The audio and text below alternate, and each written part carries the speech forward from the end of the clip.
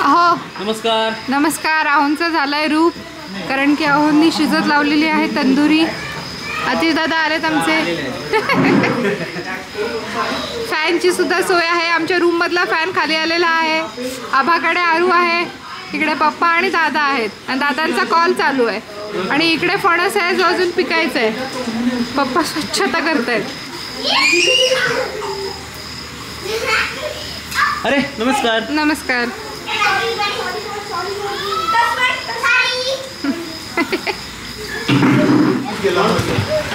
सावकाश सावकाश. तिकडे नाही बाबू. मग आरू पण चढेल तिकडे ना सोन्या. शेरू काय करते बाबू? नारळ चावते. ये शेरू, ये शेरू, तू प्लॅस्टिक घेतलं. अले अले अले अले अले. दादा हा आपण घेतलेला नवीन कॅमेरा सोनी ZV-1M2. सही आहे. आभारी आहोत. दादा पहिल्यांदाच बघतोय. दादा कालच आलेत हैदराबादवरून. ए आलो आलो. कोणी घेतलंय तुला? आभा दीदी, आभा दीदी. इकडे आहे आमचं सॉफी. आणि इकडे या गाड्या ज्या नेवर एंडिंग आहेत. गाड्यांची संख्या आमच्याकडे खूपच जास्त आहे. त्याच्याबद्दल काय सांगायचं. मागे कोणीतरी ना, जेव्हा आपली ही नवीन गाडी घेतली फॉर्च्युनर, त्यावेळेला कोणीतरी कमेंट केली होती की तुमच्याकडे एवढ्या गाड्या का आहेत, तुम्हाला काय गरज पडते एवढ्या गाड्यांची. तर मी तुम्हाला सांगते, चला एक एक इथून सुरुवात करते. हां, ही जी दिसते सिल्वर कलरची, ती माझी ॲक्टिवा आहे. म्हणजे माझ्या वडिलांची घरी होती. तर पप्पांना पॅदेसी अटॅक आल्यानंतर ती गाडी तशीच होती, कारण आईची सेपरेट गाडी आहे. सो ही गाडी मी इकडे आणली, कारण की मग ती नुसती ठेवून काय करणार. सो इथे मी वापरली ती गाडी. त्याच्या पलीकडे जी आहे ती छोटी प्लेजर, ती इथलीच गाडी आहे. अशी टू व्हीलर असावी म्हणून, पण ती एकदम डबरं झाली आहे. त्याला काही त्राण नाही उरले, पण ती ठेवायची म्हणून ठेवली. तसं काहीतरी करायचं आहे, पण ती काही विकायच्या पण लायकीची राहिलेली नाही आहे आता. त्याच्यानंतर राहिली ही वॅगनार. तर ही आमच्या घरची गाडी आहे, पण तिकडे कोण चालवणार ना, त्याच्यामुळे ती इकडे आणली, जेणेकरून ती चालू राहावी, नाही तर ती अशीच बंद पडली असते. देन आहे आपल्याकडे स्विफ्ट, जी आहे पप्पांची, सासरी बुवांची माझ्या. मी लोकांना उत्तर देते की आपल्याकडे एवढ्या गाड्या काय आहेत, ते विचारत असतात, तुमच्याकडे एवढ्या गाड्या काय आहेत, तुम्ही प्रत्येक माणसाला प्रत्येकाची एक गाडी लागते. दादा बाहेर पडत त्याला लागते, मला माहिती, मला समूत पडत नाही, त्याला येत नाही चालवताना. लायसन्स 2 वेळा घेतलं ट्रेनिंग स्कूलला, वाट लावली. असू दे. चल, ही गाडी आहे फॉर्च्युनर, जी आपण आत्ता घेतली. कुमारच्या नावावर आहे, कुमारने घेतली आहे. ही जी गाडी इकडे दिसतीये ती भाड्याने घेतली आहे राकेश दादांनी, इथे सध्या वापरायला. ते महिनाभर इकडे आहेत म्हणून. अदरवाईज राकेश दादा दुबईला असतात. इथे महिनाभर ते आहेत, तर वापरता यावी म्हणून त्यांनी ती रेंटवर घेतलेली गाडी आहे.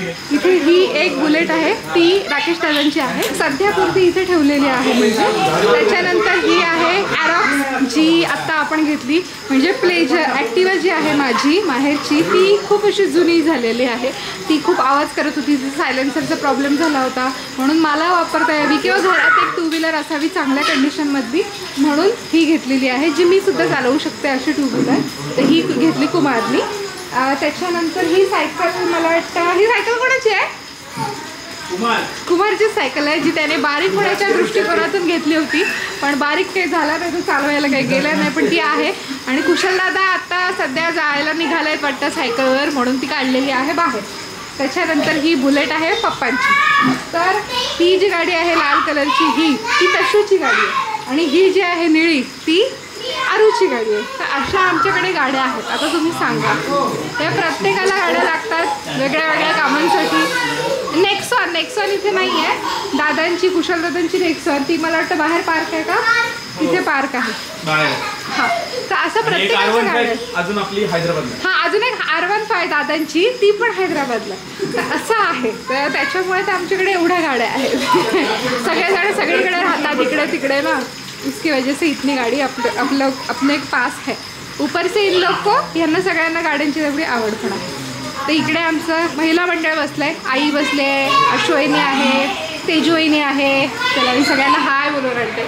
वहिनी साहेब, ये आपला नवीन कॅमेरा. पहिल्यांदाच अश्विनी आणि आई. आता वाजलं 8:30. सगळ्यांची अशी कामं झालेली आहे. आता इकडेच काय ते सगळे दिसले. राकेश दादा नाही दिसले, फोनवर होते. आणि इकडे पप्पा आहेत आमचे. मंडळी येता फणस कापायला. आमच्याकडे मोहीम आहे, फणस कापण्याची मोहीम. गुंडली गुंडलू, दादांनी फणस आणला. दादा कुठून आणलात? माझ्या मावशीकडनं थळ. अच्छा, थळला, अलिबाग थळ येथून. आणि तो आहे काप्या फणस. आणि अतिशय ज्या माळी ताई आहेत ना थळला दिलेल्या, त्यांचे नातेवाईक. हो का? अच्छा, मिनल ताईचे नातेवाईक. अच्छा अच्छा, बघितलं माझा उतार. कसा आहे? चांगला आहे पप्पा? मस्त मस्त आहे, दिसतोय आणि वास पण सुरेख येतोय. हा आहे काप्या फणस. मंडळी, खास करून पावसाळ्यामध्ये आपल्याला ना पायपुसणा खूप लागतात. पावसाळ्याच्या सीझनमध्ये पायपुसणीचं महत्त्वच डबल होऊन जातं. 2-2 सुद्धा कमी पडतात पायपुसणा, कारण की चिखलच कधी कधी इतका होतो, पाऊसच इतका पडलेला असतो, पायच आपले बरबटलेले असतात आणि काय विचारू नका. तर माझ्याकडे ना ही एक जुनी पायपुसणी होती, पण तिची दशा झाली होती, अगदी जुनाट झाली होती, ती फाटली पण होती, टाकण्याच्या लायकीचीच झाली होती. पण मी म्हटलं ठीक आहे, थांबूया, बघूया काय करता येतं आहे का. तर ज्या दिवशी ऊन पडलं होतं त्या दिवशी स्वच्छ धुवून घेतली, छान कडकडीत उन्हात वाळली. त्याच्यानंतर जिथून फाटली होती तिथून मी शिवून घेतली. मग काय केलं, जुने साठवणीतले जे कपडे होते ना ते काढले बाहेर. कॉटनचे कपडे जितके जास्त असतील तितके चांगले, कारण की मग छान पाणी शोषून घेते ना पायपुसणी म्हणून. पण साधे पण असतील, म्हणजे दुसरे कुठले पॉलिस्टर रेयॉनचे पण मध्ये मध्ये घेतले तरी काय हरकत नाही. तर काय केलं की असे तुकडे केले बारीक बारीक बारीक जुन्या कपड्यांपासून ठेवणीतल्या. तुमच्याकडे काय जुन्या बेडशीट्स असतील, जुन्या साड्या असतील, तुमच्या घरातल्यांचे कपडे असतील जुने जुने, तर ते असेच पायपुसणी म्हणून टाकण्यापेक्षा असं काहीतरी करून बघा. कारण की ते पायपुसणी म्हणून आपण कपडे टाकतो ना ते अजिबात ठीक नाही दिसत, कारण की ते पाय आपण घसघसून चोळतो ना त्याला, मग त्याचा तो गोळा तयार होतो जुन्या कपड्यांचा आणि ते काही धड नाही दिसत ते, आणि सटकायला होतं वगैरे, ते वेगळीच गोष्ट. त्याच्यामुळे तुम्ही पण अशी जुनी पायपुसणी जी टाकण्याच्या लायक झाले तिला तुम्ही नवीन बनवू शकता. मग मी काय केलं, खूप सारे तुकडे करून घेतले. ह्या गोष्टीला भरपूर वेळ मात्र जातो. तुमच्याकडे तेवढा वेळ पाहिजे, नाहीतर बाजारातून विकत आणलेलं केव्हाही श्रेष्ठ. पण जर तुम्हाला या गोष्टींची आवड असेल, तुमच्याकडे वेळ असेल, तर तुम्ही हे करू शकता. मग मी काय केलं की एक दोरी घेतली. दोरीपेक्षा माझ्याकडे एक जुन्या माझ्या ड्रेसचा थोडा जाडसर तुकडा होता शिलाई मारलेला, तो मी घेतला. पण तुम्ही ॲक्च्युअल दोरी घेऊ शकता. आणि लांब लचक दोरी घ्यायची, किंवा जर छोटी दोरी असेल तर खालून सुईचा टाका मारून ती दोरी लांब लचक वाढवून घ्यायची, दुसरा तुकडा जोडून, किंवा मग सरळ गाठ मारा, त्याच्यात काही फरक पडत नाही, घट्ट गाठ मारा. आणि मग त्या दोरीला मी काय केलं, आपण जे तुकडे कापले होते ना ते असे एक फक्त एक 2 गाठी मारल्या फक्त, आणि अशी लांब लचक लढी तयार केली. मग आपली जी पायपुसणी होती ती घेतली आणि ग्ल्यू गनच्या मदतीने ही जी लढी आपण तयार केली आहे ना ती मी त्या पायपुसणीला चिकटवली. तर माझी पायपुसणी आता थोडी लंबवर्तुळाकार आहे, त्याच्यामुळे मी त्या पद्धतीने त्या आकारामध्ये ग्ल्यूगनच्या सहाय्याने ती लढी चिकटवत गेले. तुमची जर आयताकृती जुनी पायपुसणी असेल तर तुम्ही तसं करू शकता, किंवा काही पायपुसण्या खूपच पातळ असतात, म्हणजे घेताना आपल्या लक्षात येत नाही, पण नंतर आपल्याला वाटतं की ही थोडी जाडसर असली असती तर बरं झालं असतं. अशा केसेसमध्ये सुद्धा तुम्ही हा सेम ऑप्शन फॉलो करू शकता. मी इथे ग्ल्यूगनच्या मदतीने चिकटवती आहे गोल गोल गोल गोल.